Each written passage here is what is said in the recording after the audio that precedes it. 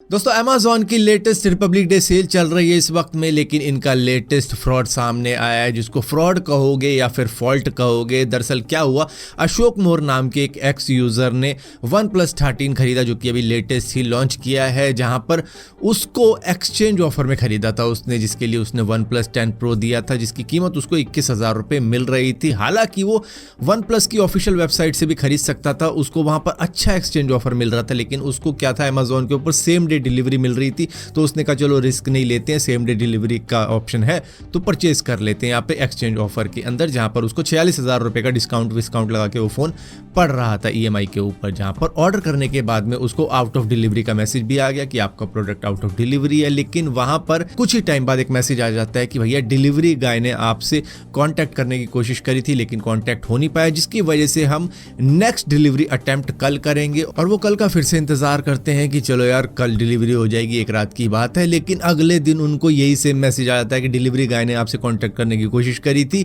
लेकिन आपसे कांटेक्ट हो नहीं पाया, जिसकी वजह से हम अगला डिलीवरी अटेम्प्ट नेक्स्ट डे करेंगे। तो भैया इस चीज़ से फ्रस्ट्रेट होकर अमेज़न के कस्टमर केयर से बात करते हैं, और वहाँ पर तो खैर कुछ होना नहीं होता, क्योंकि वो भी फिर 24 घंटे की मोहलत मांगते हैं कि हम इन्वेस्टिगेशन करेंगे, ये करेंगे। जिसके बाद में अब ये OnePlus के ऑफिशियल वेबसाइट से ही ऑर्डर कर देते हैं, और इनको मालूम चलता है ये कि भाई एक्सचेंज ऑफर के अंदर यही सेम चीज़ होती है 90% अमेज़न यूज़र्स के साथ में, जो कि वहाँ से एक्सचेंज ऑफर में कोई चीज़ परचेज करते हैं। क्योंकि यहाँ पर अक्सर क्या होता है कि डिलीवरी गाय जो आपका एक्सचेंज वाला फ़ोन भी लेने आता है और आपको जो लेटेस्ट प्रोडक्ट आपने खरीदा वो देने आता है, तो वहाँ पर अगर आपके फ़ोन में जो कि आप एक्सचेंज में दे रहे हो उसमें कोई भी कमी निकल जाती है, तो उसका रिपेयर का खर्चा उसी डिलीवरी गाय की सैलरी से लिया जाता है, जिसकी वजह से अक्सर डिलीवरी बॉय यही कर देते हैं कि वो कोशिश करते हैं अवॉइड करने की कि भैया ये ऑर्डर हमसे नहीं लिया जाएगा एक्सचेंज वाला, जिसकी वजह से अक्सर लोगों के साथ में यही होता है कि एक्सचेंज ऑफर में लिया गया कोई भी प्रोडक्ट उनके पास में पहुंचता नहीं है, और बार बार अटेम्प्ट नेक्स्ट डे इस तरीके के मैसेज उनको देखने को मिलते हैं, जिसके बाद में फ्रस्ट्रेट होकर वही खुद कैंसिल कर देते हैं उस प्रोडक्ट को। तो यही सेम चीज़ इनके साथ हुई, और बाकियों के साथ में भी यही सेम चीज़ हो रही है। तो यहाँ पर इसको अमेज़न का फ्रॉड ना कहते हुए अमेज़न का फॉल्ट ज़रूर कहेंगे कि भाई डिलीवरी गाय की क्या गलती है उसके अंदर, अगर उस प्रोडक्ट के अंदर जो कि एक्सचेंज के अंदर वो लेके जाएगा तुम्हारे पास में उसमें कोई कमी निकल जाती है। इससे अच्छा तो तुम अपना एक सर्विस सेंटर खोल लो, या फिर किसी टेक्नीशियन को भेजा करो उस फ़ोन को चेक करने के लिए कि क्या कमी है क्या नहीं है इसमें, तब जाके भाई जो भी रियल डील हो कि 21,000 रुपये बोला है और उसमें कुछ कमी निकल गई तो भैया 18,000 17,000 जितना भी प्राइस देना हो सामने वालों को उतना कर दो। मतलब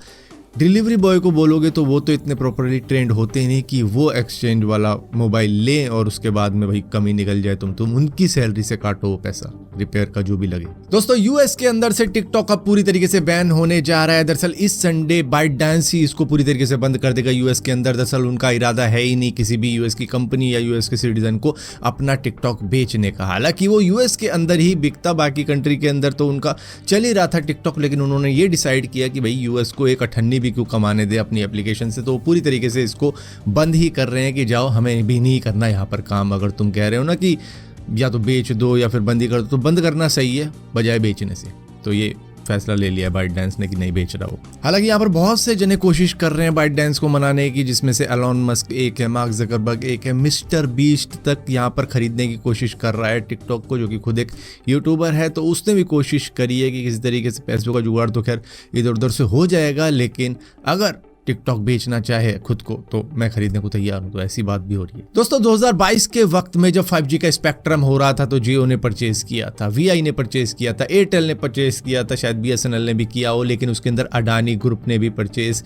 किया था 5G का स्पेक्ट्रम, जो कि 400 मेगाहर्ट्ज का था, जो कि 26 गीगाहर्ट्ज मिलीमीटर वेव बैंड वाला था। लेकिन यहाँ पर अब अडानी ग्रुप से सवाल पूछ रही है इंडियन गवर्नमेंट कि तुमने अब तक 5G का रोल आउट क्यों नहीं किया? तुमने 212 करोड़ रुपए में 400 मेगाहर्ट्ज स्पेक्ट्रम लिया, लेकिन उसका रोल आउट कब किया जाएगा? तो इस सवाल का फिलहाल के लिए अडानी ग्रुप के पास में कोई भी जवाब नहीं है, और ये रूमर सामने निकल कर आ रहे हैं कि इनको अपना 5G स्पेक्ट्रम अब सरेंडर करना पड़ेगा, और मे बी वो अब किसी और को दिया जाएगा, क्योंकि इनके बस की तो है नहीं 5G का रोल आउट करना, जिसकी वजह से अब इनको मजबूरन वापस देना पड़ेगा अगर कोई जवाब नहीं देते गवर्नमेंट को कि भैया ये रीज़न हो गया, वो हो गया, हम अपने टावर लगा रहे हैं, बस करने ही वाले हैं स्टार्ट। दोस्तों अगर आप कैंडी क्रश खेलते हो या फिर टिंडर का यूज़ करते हो तो अब यहाँ पर थोड़ा सा आपको सावधान होना पड़ेगा। दरअसल एक रिपोर्ट के अंदर ये पाया गया है कि ये आपकी एक्टिविटीज़ को ट्रैक कर सकते हैं, आपके डेटा को भी स्टील कर सकते हैं। ये वो पॉपुलर एप्लीकेशंस है जिनकी डाउनलोड मिलियंस में हो रखी है, लेकिन फिर भी ये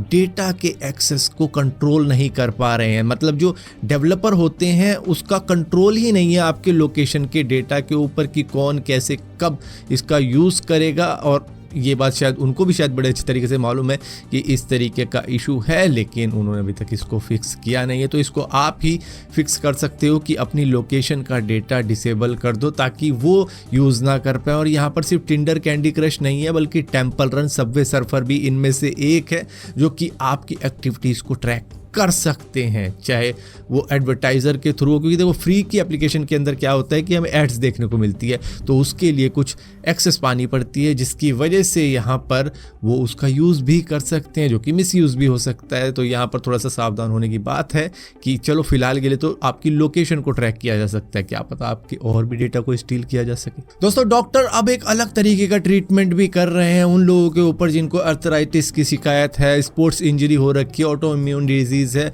उनके लिए वो गोल्ड पार्टिकल का यूज कर रहे हैं ताकि उनकी बॉडी और तेजी से हील हो पाए और जो हील होने का प्रोसेस है उसको बूस्ट किया जा सके। ये दरअसल साइटोकाइन ग्रोथ फैक्टर्स बताया जा रहा है कि अगर ऐसा करेंगे तो भाई उनको जो टिश्यू रिपेयर होगा वो तेज हो जाएगा, इन्फ्लामेशन कम हो जाएगी, रिकवरी तेज होगी और भी कई सारी चीजें होंगी सिर्फ गोल्डिक थेरेपी से। दोस्तों इंडियन क्रिकेट टीम की परफॉर्मेंस को देखने के बाद में कि न्यूजीलैंड से होम सीरीज में हार, ऑस्ट्रेलियन टूर के ऊपर हार, इसके बाद में बीसीसीआई ने एक स्ट्रिक्ट फैसला ले लिया है कि भैया ये जो बड़े बड़े प्लेयर हैं रोहित शर्मा, विराट कोहली, ये अपनी फैमिली के साथ में, अपनी वाइफ के साथ में, बच्चे के साथ में सेपरेट जाते हैं, सेपरेट रहते हैं और पूरे टूर पर खेलते भी हैं लेकिन रहते सेपरेट है। तो अब वो चीज़ें अलाउड नहीं की जाएंगी किसी भी प्लेयर के लिए। भैया अगर वो अपनी फैमिली को लेके आना चाहते है टूर पे साथ में तो सिर्फ 45 दिन के टूर पे वो सिर्फ 14 दिन के लिए एक साथ रह सकते हैं, उससे ज़्यादा नहीं। बाकी टाइम उनको अपनी टीम को देना होगा, उन्हीं के साथ रहना होगा, उन्हीं के साथ में ट्रैवल करना होगा। वरना अभी